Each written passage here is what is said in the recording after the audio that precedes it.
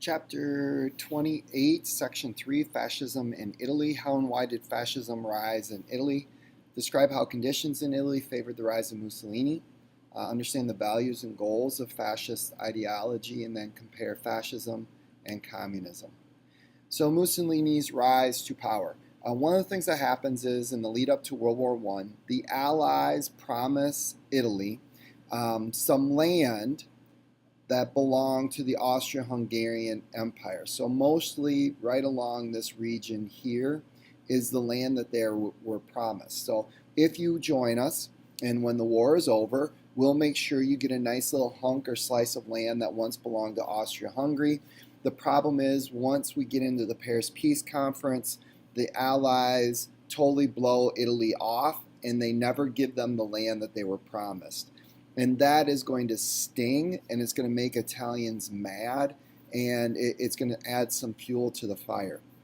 Now, on top of that, you have all kinds of disorder within Italy. Now, all of these countries are going to have trouble when they're going from peacetime or wartime to peacetime. There's always this nasty transition. And what you see happening is the economy is in shambles, soldiers are unemployed, taxes are high, they don't have a lot of supplies, and so there's all kinds of problems going on within Italy.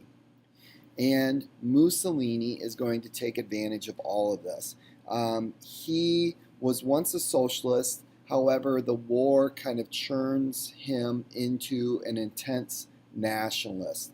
And he wants to reinstate and reinstill pride in what it means to be Italian and Rome. So he's going to tap into these veterans who are returning back from the war, who are disillusioned and disappointed. And he's also going to tap into groups within Italy who are disillusioned with how things are going. And he chooses as his symbol of this new political party the old Roman legion fascists, this bundle of sticks. So it was meant to symbolize that if all Roman soldiers fought together as one, that a bundle of sticks was unbreakable. And that's kind of the idea here. He makes all kinds of promises in terms of changing Italy, but restoring it to its past greatness, restoring it to the glory of ancient Rome. And these promises are really appealing to the Italian people, that he's going to bring stability instead of chaos. He's going to bring order to government, and that he's going to return Italy to its rightful place as one of the most prominent nations in the world. In order to do this, he takes these army veterans and he creates a group that he calls the Black Shirts. And basically, these guys are thugs. They're going to go around and they're going to beat up newspaper reporters that say bad things about Mussolini. They're going to break up socialist meetings. Really, they're just going to have free reign to kind of terrorize and intimidate and bully whoever they want to bully or whoever Mussolini wants to bully. But by doing that, what Mussolini is doing is he's silencing his critics. Eventually, by 1922, they have gotten enough support that they march on Rome and they demand a piece of the government or reforms and changes to the government. Most Italians are okay with this because they're disillusioned with the constitutional government. Things aren't going well. And so, maybe this guy Mussolini can bring about some positive changes. So they really don't say much, and they kind of support this move. What's going to happen over a period of time is bit by bit, little by little, Mussolini's going to gain control. So this whole thing starts in 1922. It's going to take him until 1929 to really have a full grasp on the Italian government. And what he's going to do is he's going to rig election results. He's going to stuff ballots. He's going to intimidate other parties to not run. He's going to get rid of political rivals. And so essentially what's going to happen is it's going to appear as though Mussolini and the fascists are freely elected to the power of government. And so in theory, it looks like a parliamentary monarchy. In reality, what this whole system has done is it has placed Mussolini as the sole power in the Italian government. It is essentially a dictatorship. So when we look at Mussolini's rule, the government's going to control all of the economy. They're going to maintain capitalism, but for the most part, Mussolini's going to direct how this goes. And so this is a picture of him helping thresh wheat. He liked to make it look like he was the people's person, but that's not really how things were. When we look at both Mussolini and Hitler, they align themselves with the wealthy and the industrial leaders because they are the ones that they need to get the support of. You need the support of the conservatives, the people who want to maintain the status quo. If you get them on your side, then you have kind of the levers that make everything work and run. And by favoring the wealthy and the industrial leaders, what he's essentially doing is he's hurting workers. He makes it illegal to strike. It makes it illegal to organize. It makes it illegal to support the Socialist Party. And so that really limits kind of the power and the resources that workers have.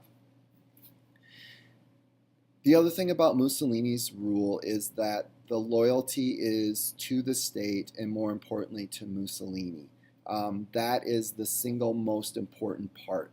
That as individuals you are nothing, but as Italy you're something special. And so you're going to give up your individuality and you're going to pledge your oath of loyalty to Italy and to Mussolini. Men are expected to be these selfless warriors that will go off and fight for the glory of Rome and Italy. Women are expected to bear children for Italy. Women who had more than 14 kids would get a special medal that would be delivered personally by Mussolini.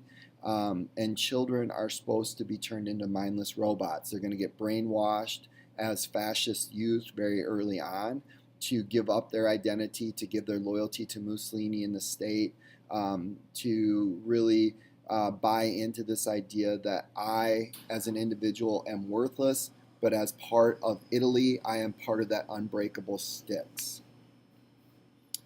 So when we look at the nature of fascism, it's totalitarian. One party or one individual is going to control all parts of life.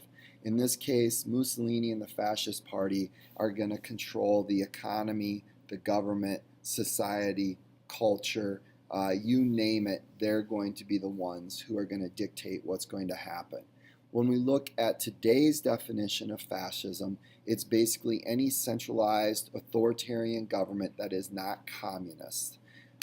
However, when we look at this time, each individual country, so if you look at, for example, the Soviet Union, Italy, Germany, Japan, they're all kind of fascist nations, but they kind of adapt fascism to their own individual. However, all fascist countries and leaders have some basic features. One is you give blind loyalty to the state or to the leader. You buy into this cult of personality. Disciplined action. They glorified war. They glorified the past greatness. They glorified traditional values. They want to drive out others, those people who are not part of our group. And it's very anti-democratic. They think democracy is weak because it allows people choice. There shouldn't be choice. You don't think in a fascist country. You act. The leaders will do the thinking. You do the acting. So when we look at the appeal of fascism, one of the things is the stability and the end of chaos. Mussolini is delivering something that people need. They want to move away from the craziness.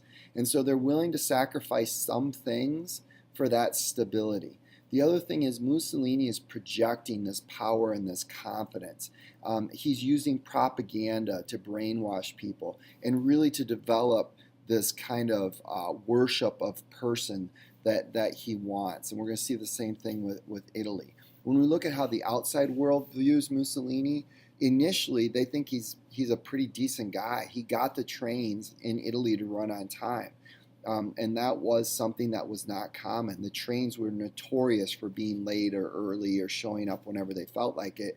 The first couple of conductors that didn't show up on time, Mussolini would have them tortured and killed. All of a sudden, trains ran on time. And so to the outside world, it looks like Italy is getting their stuff together. They're advancing. They're moving forward.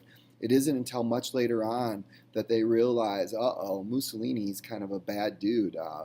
He's not that nice. So when we look at fascism versus communism, here are the differences. First of all, fascism hates communists and socialism in general. They dislike the fact that communists have this goal to kind of spread throughout the world. Fascists only care about nationalist goals.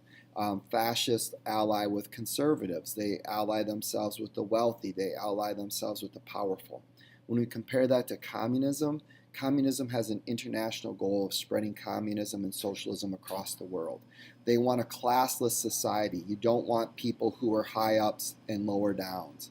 And they ally themselves with the workers, not the owners of businesses. Now, some of the things that they have in common, this blind devotion to the state or to the leader, that is necessary in both fascism and communism. They both use terror and unethical means and violating human rights and liberties and freedoms. They don't care about those things. They only care about power. And then they took advantage of these economic bad times to really gain control and gain more power.